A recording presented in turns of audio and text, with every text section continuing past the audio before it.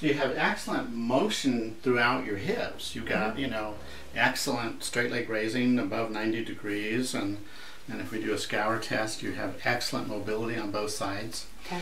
When you walk, you have side-to-side movement in your pelvis, but you've got a really rigid pelvis. Otherwise, when you walk, you don't have transverse plane rotation.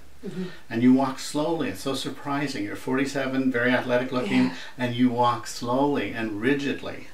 What I find when you're laying down here is that you certainly have an exaggerated lumbar lordosis. I can put my hand underneath there very easily, okay? And the ASIS is pretty forward compared to the PSIS. Those are bumps on the front and back of your pelvis. And when I try and get some posterior rotation, I can't even take up the slack. I'm pushing on the left side. I think I could stand on this and it wouldn't move. Okay, and that's just not normal. Right. And the same thing on the right.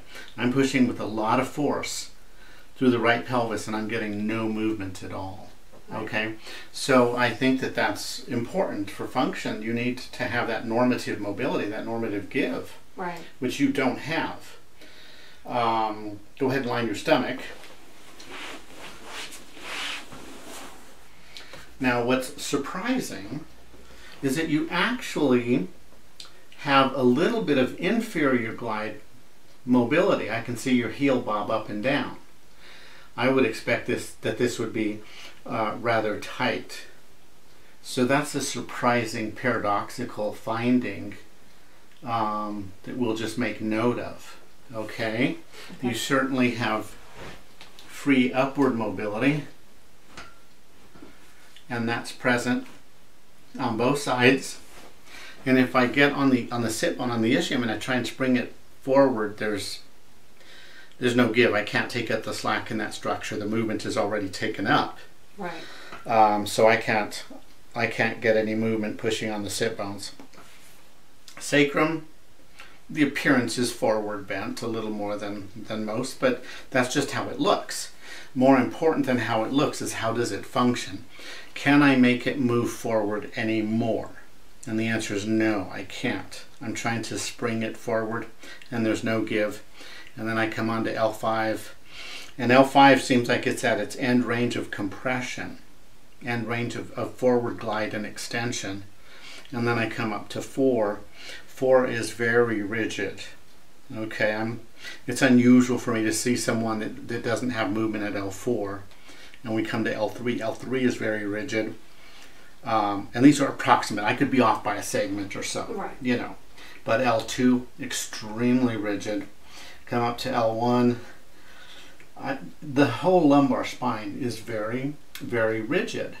Okay, and we should be approaching the thoracolumbar junction, and now we get a little bit of movement. So now as we get into the lower thoracic, you can see your whole body move. Right. You know, I can take up the slack through this structure, and I can spring it. And that continues. I don't know if the camera captures that or not. I'll go take a look and see. Your rib cage certainly is mobile. I can easily take up the slack in the rib cage and spring it.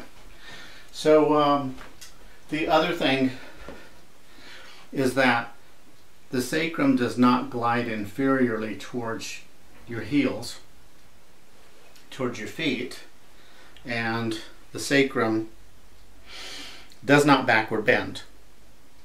Okay? Okay. So it's a very interesting presentation, very rigid pelvis and rigid lumbar spine and sacrum.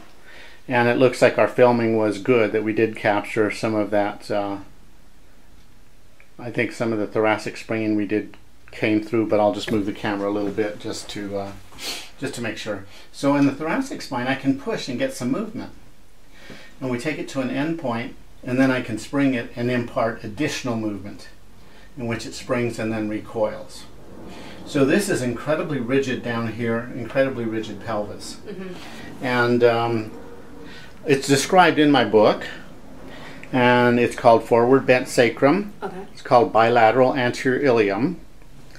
And no one knows how much of this involves the sacroiliac joint, because movement in that joint is so minuscule. It's really, really small movement there. So I'm not saying that your ilium, for example, rotated forward on the sacrum, but I'm just saying the ilium doesn't move in certain directions. And I'm saying the sacrum doesn't move in certain directions, that in most of the population, your age group, right. You know, most tall females your age, complexion, whatever, have really good mobility there. Right. Okay. So we're going to try some things and see if we can gain motion there. Okay. And see how you feel. And you're young and healthy and you look athletic. I think your body is going to respond really well to what we do for it. I think you'll be surprised. Oh, good. So we'll get to work and then I'll film the response. Okay.